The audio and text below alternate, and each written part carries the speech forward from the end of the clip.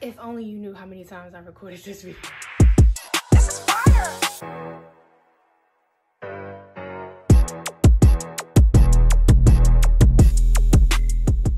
Hello and welcome to my channel. This is my very first video ever, so forgive me if I'm nervous or stumbling over my words.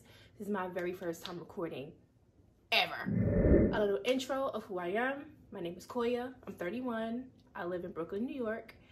And my reasons for doing a YouTube video was just for me to kind of give you guys like a walkthrough of my breast augmentation, because I'm going from smaller breasts to bigger breasts. I initially came to YouTube to get information about breast augmentation. So I've watched a few people and I've watched a few surgeries just to see like what I'm going to be going through and what the steps I would need.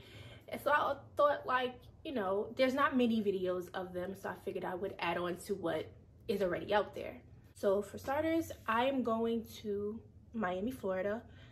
No, I am not going to Dr. Miami. I am actually going to a place called Spectrum Aesthetics. I heard about Spectrum Aesthetics about 2 or 3 years ago. A customer of mine, I do hair for a living, a customer of mine went there and got her breasts done, and I was so amazed by the results that I went and was like, okay, maybe I'll do it.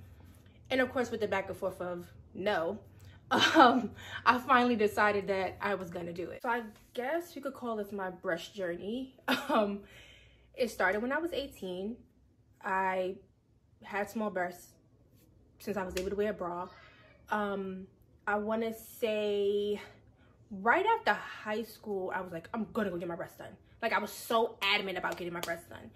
And I had a couple of conversations and people were like, wait until you have kids. Like, they will grow. They're gonna get bigger when you have kids, and then you're gonna get your breasts done, and it's gonna be for no reason. So I said, all right, I'll wait. I wound up having a child, and throughout that pregnancy, of course, my boobs got bigger. And I think by the time I had him, I was a D cup. So I was like, oh, boobs are gonna stay. They didn't. They did not. They literally left about 2 months after having him. So I went from an A cup to a D cup, right back to an A cup. And I think I might have been a less of an A cup once I had him, like once all the milk kind of left. So of course I was devastated. And I was like, maybe it's not meant for me to have boobs.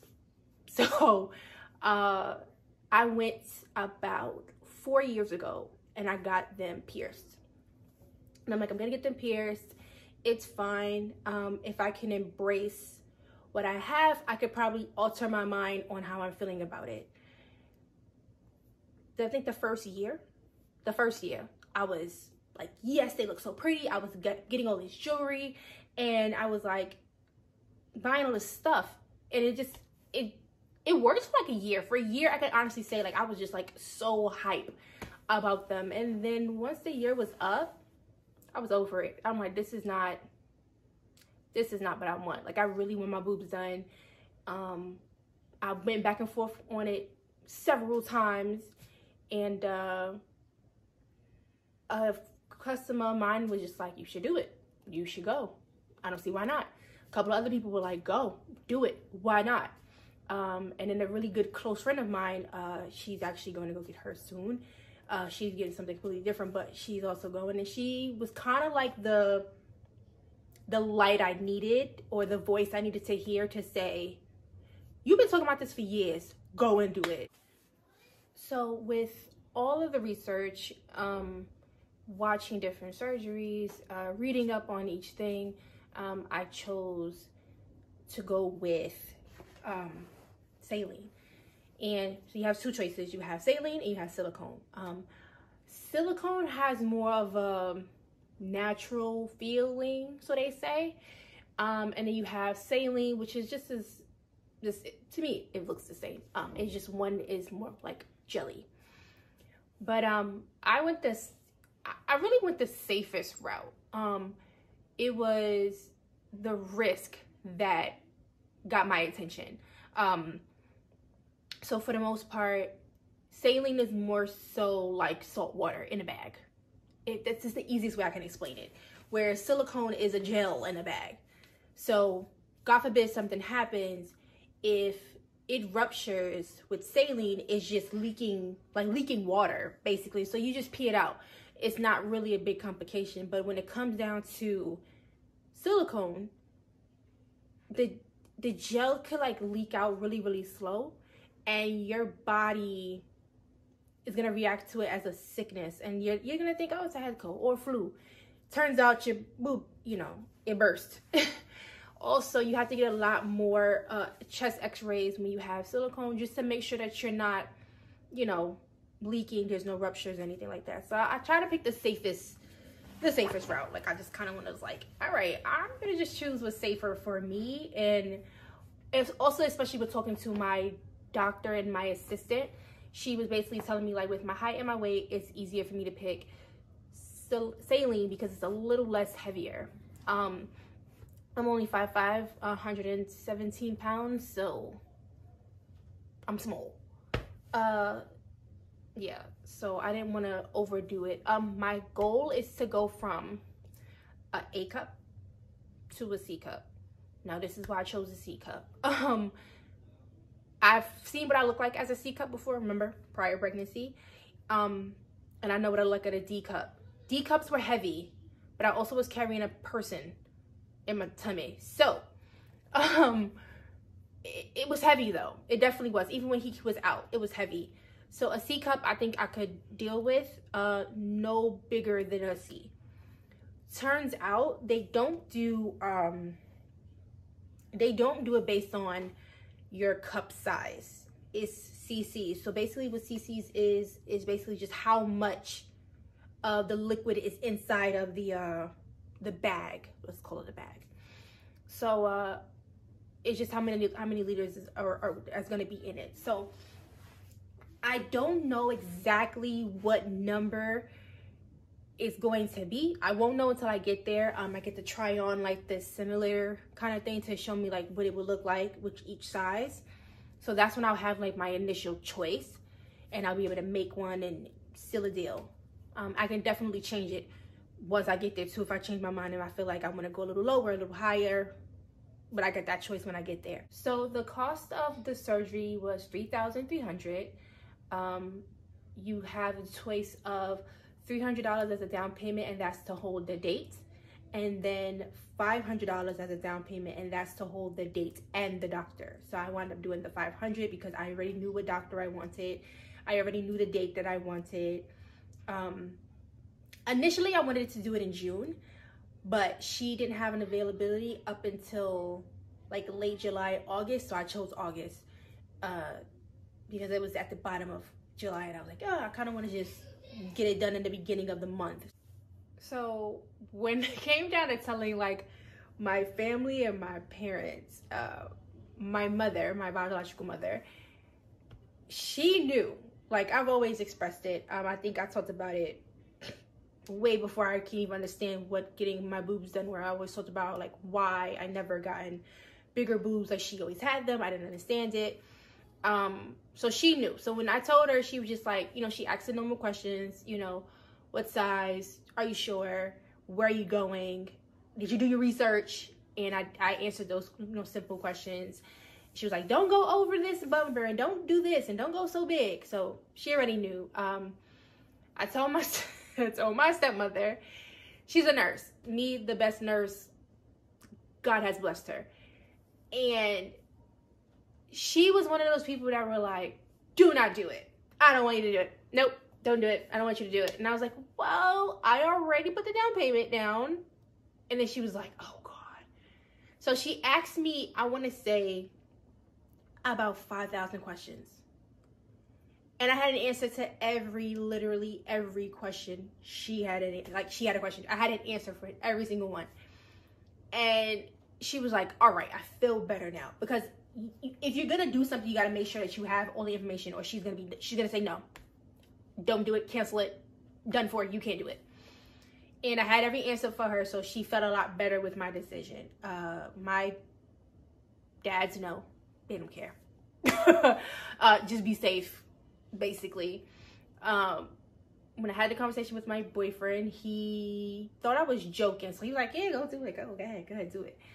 And then when I started paying for it, he was like, what the hell? Are you dead serious? But he wanted me to like research more. And I was like, you really don't understand. Like, I've really been researching this for years. So any question you got, I had to answer to. So he feels a little bit better now with it, because like I've been open about it. And I think he even seen in my YouTube history that I was watching a million different surgeries and people that have gotten it done in the recovery after. So, you know, he's on my side. My two best friends who will be accompanying me to this whole surgery, they were down the moment I said I was doing it. They were like, we're going. That's it. We're packing our bags. We're leaving. So they're coming with me. So I'm super excited for that because one, I've never been to Miami. So it'll be like a half a vacation, half surgery. But I also was happy that they came because those are the two people that I know that even though I did have a surgery, they're going to make me get up. They're going to make me move around. Like, they're not going to allow me to just kind of be stagnant and be stiff. They're not going to let that happen. So I did have a few people that were telling me no. I had a few people who were just like, you don't need it. You're so pretty and, you know, you have a nice body, blah, blah, blah. But it's like, I get that. And I get it. The girls with big boobs are like, you're going to hate it. Your back is going to hurt. And I'm like, listen, I know what I'm doing. This is what I really, really, really, really want. That's number one. Number two, it has nothing to do with like my body or my face. It's always been something I've just been super duper uncomfortable with. Like, I do not like the way I look in shirts. I do not like the way I look in dresses. It bothers me because it's like, I have a nice bottom shape, but I have a weird childlike top. Bad enough I look a child now and I'm 31.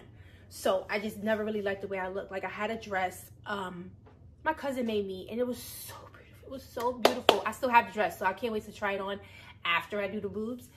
But it was so beautiful, and the entire night I was doing this. Like, they would take pictures and they would like literally move my arms to like get these pictures because I was just like, I look so bad from the front. So hopefully when I tried on this time, I can like really give it its just due because it's such a beautiful dress and it definitely goes with the time now, so it wouldn't be like out of style.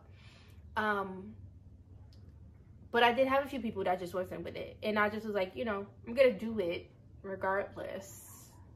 Love you guys, appreciate the input, but I'm still gonna go do it. So basically this whole thing is gonna be probably 4 to 5 parts of a series because I want you guys to kind of like know who I was and know what I was doing. And then the next part that I want you guys to see is like the process that I have to go through before I even get there. And then when I get there and whatever I can record, because you know in certain places you can't record inside the building. So I kind of want to get whatever I can record. Definitely going to tell you guys the recovery. Like, I want to show you what I'm getting for the recovery process, what happens after the surgery, and what I have to do to, you know, if I even used half of the stuff that I bought for this recovery. Also my, you know, my month process after, my 2 months of, you know, just to see the difference in what it is now and what it is after the fact. So like I said before, I'm an A cup, so let me show you how small. Now remember, this is padding. So this is another reason why I can't stand it, because every bra I have to wear has to have padding in it, so it looks like I have something. So once the pads is out, it's just like literal cardboard. So that's the part that irritates me the most. So hopefully I'm gonna worry about that for too much longer. The incision part. The incision is really, really tiny. It's basically a little small incision, like right underneath the boob. I want to say the incision is about this big, maybe this big, because what they do is there's a very small flat bag, and they basically roll it up and they put it inside of the incision. Then they fill it up after the fact. So it's not like when you get silicone where it's already done and then they oomph it in. It's not even whatever. Anyway,